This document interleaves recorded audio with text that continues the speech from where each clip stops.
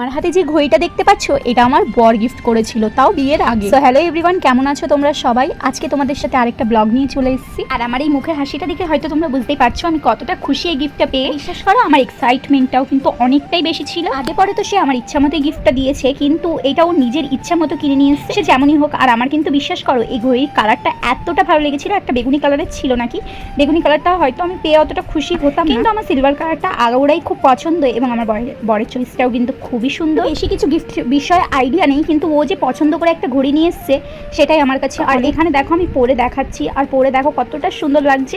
আর এই ঘড়িটা বিশ্বাস করো অনেক বছর আগের এই ভিডিওটা, এই ঘড়িটা এখনো আমি সামলিয়ে রেখে দিয়েছি। তারপরে তো ও স্মার্ট ওয়াচ দিয়েছিল, সেটা আমার কাছে আছে, সেটা আমি ইউজ করি। আর এখন তো হাতে শাখাই থাকে, কিন্তু বিশ্বাস করো মানে সিলভার কালারের যে ঘড়িটা সেটা এখনো আমার কাছে সেফ ভাবে রাখা রয়েছে এবং গুছিয়ে রাখা রয়েছে। তাই নয়, বিয়ের আগে ওর দেওয়া সমস্ত গিফট আমার কাছে সুন্দরভাবে রাখা রয়েছে। সে আমার কাছে প্রিয় মানুষ আর তার জিনিসও আমার কাছে খুবই প্রিয়। যাই হোক বন্ধুরা, ভিডিওটা ভালো লাগলে লাইক কমেন্ট শেয়ার করতে একদম ভুলবে না। দেখা হচ্ছে আবার তোমাদের সাথে নেক্সট ভিডিওতে। টাটা।